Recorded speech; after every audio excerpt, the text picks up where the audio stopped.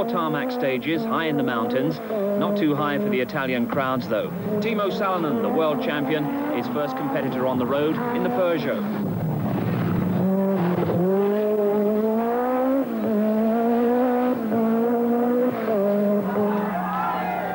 The local support very obvious for World Championship contender Marco Allen in the Italian Lancia.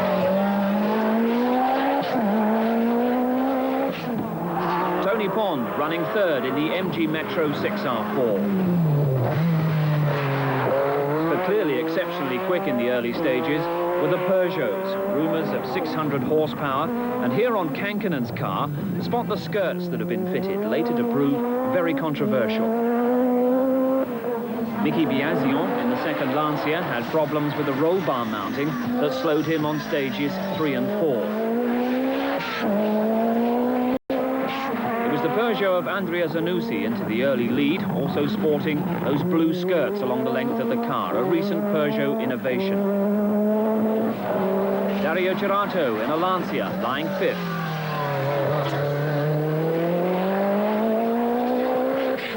And another of those Peugeots flying even more than usual. This is Bruno Sabi, lying 2nd to Zanussi. And you know what it's like to be stuck behind a slow-moving car on a winding mountain road? Well, that's the problem that Malcolm Wilson dealt with swiftly after he was seated behind a Fiat Uno.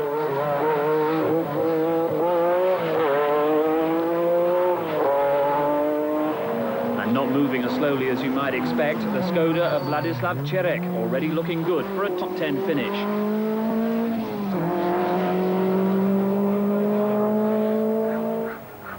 The first tarmac formalities are completed. A service halt now in the vineyards of Tuscany, en route to the first gravel stages. So a suspension change and a chance to check on the fortunes of Tony Pond. Not too bad, not too bad. Puncture on the first stage, you know. That's how it is. 2 of us got a puncture, so have to get on with that. Who else got the puncture? Marco Allen in the Lancia. He was the first, just in front of me. So there must have been something in the road or a rock or something. The second stage, the intercom failed. So I think we've had our problems now. We should get on and do the business. Which means raising the dust in the Tuscany hills, where the Italian fans are really out in strength to cheer on the Lancias. Instead, they're forced to choke on the dust of the pace-setting Peugeots. Zanussi still leading the way.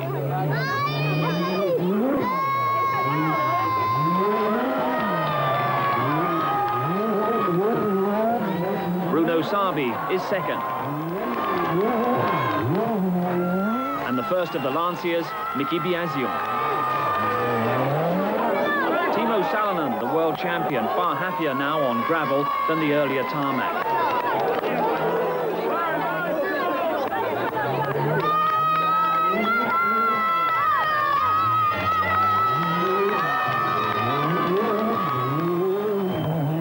The biggest reception saved for the Lancia of Marco Allen. The crowd's big, but no real repetition of the safety problems that cast such gloom over the sport in Portugal. The British Metro's also looking much happier on the loose. Tony Pond and Malcolm Wilson moving back toward the leaders after a difficult time in the opening stages.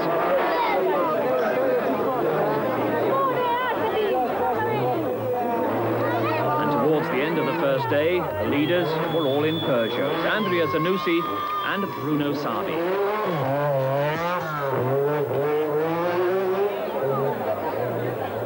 Day 2 with Zanussi in front. The Tuscany crowds once again getting perilously close to the action, ignoring the French car in order to show support for their Italian driver.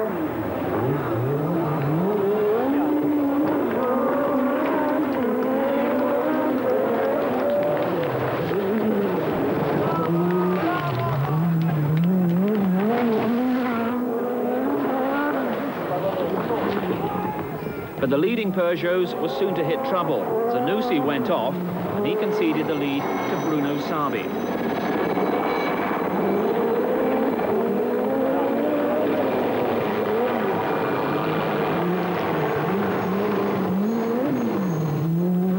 But Sabi was only in front for a short time. He also went off, and suddenly the Lancias were in the picture again. Mickey Biasion was the man at the front. His preparations for this event, especially on the gravel sections, had been intense, and now they were paying off.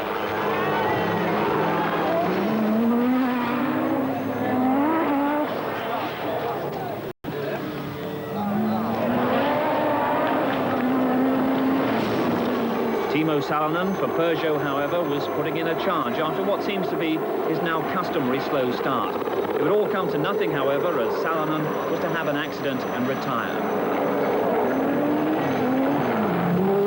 Dario Cerato in the top 5 for Lancia. And the World Championship leader, Juha Kankkunen, finding his Peugeot quicker than ever. He'd soon be challenging for the lead.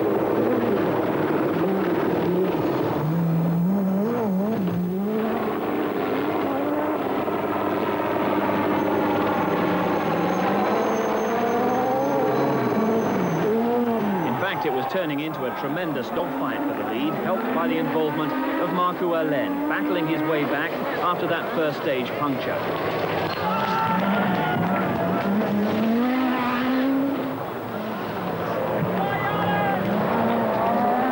And so we leave our thrill test the World Championship leader, Juha Kankkunen, in his Peugeot.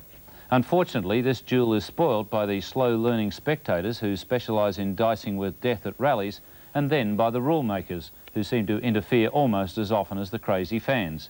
As the rally nears the end of the second day, it's back to the dust and drama of the Sanremo Rally. Towards the end of the second day, and it's turned into a tremendous Peugeot-Lancia battle at the front. The advantage with Peugeot, but only just. Juha Kankkunen leads by just 1 second.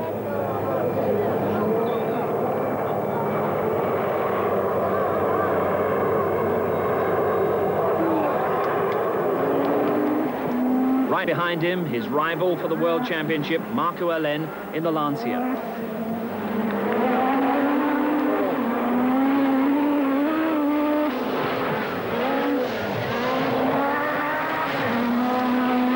Third place, the Lancia of Mickey Biasion.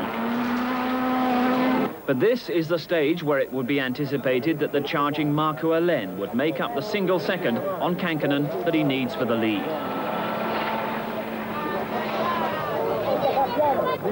But it's clear by Alén's cautious progress that that's not going to happen.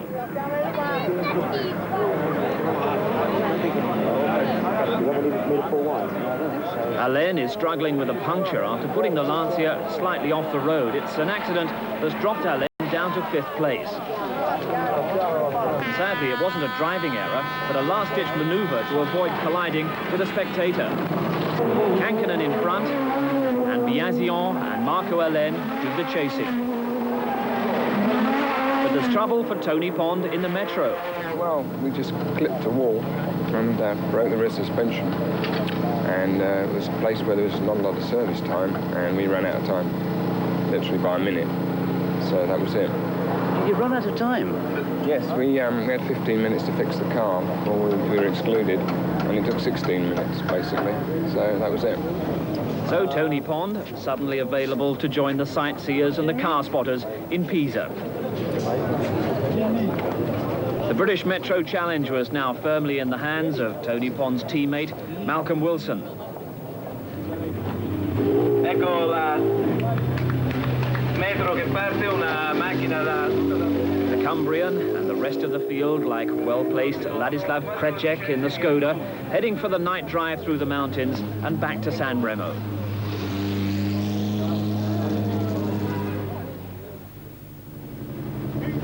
Marco Alén with a lot of work to do. Kankkunen leads, but now being chased very hard by the Lancia of Mickey Biasion.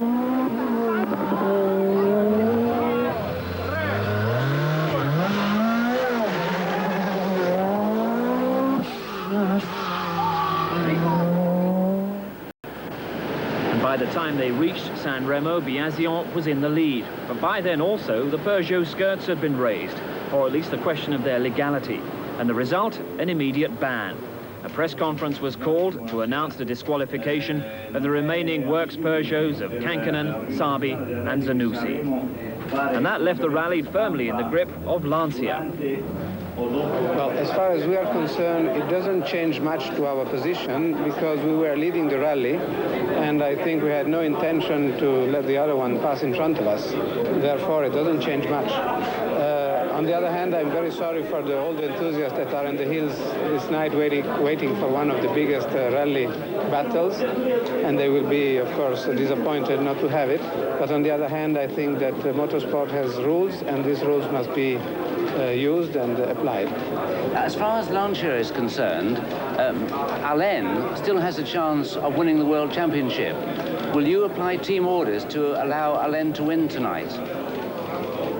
We haven't yet had a meeting with the drivers because this decision has just arrived, and we shall have a meeting later on and we shall decide what to do. It's very difficult to say to a driver who is in front, maybe it's not him who must win. We shall think. So, no team orders, or at least no team orders pending a team meeting. But it's quite clear what happened at that team meeting, because this is the extraordinary sight on the penultimate special stage in the mountains the following morning. Mickey Biasion pulls over to the side of the road, neatly parking the leading Lancia. And behind him, Cerato, who was in second place, and he's about to give way to Marco Alain. Instead of the battle royal in the hills that the Italian fans were looking forward to, it's the less than exhilarating sight of team orders being applied.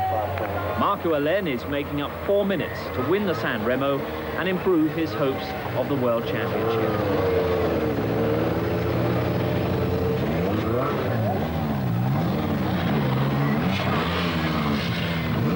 And just to remind you that this is a special stage, Malcolm Wilson blasts through on his way to a splendid 4th place.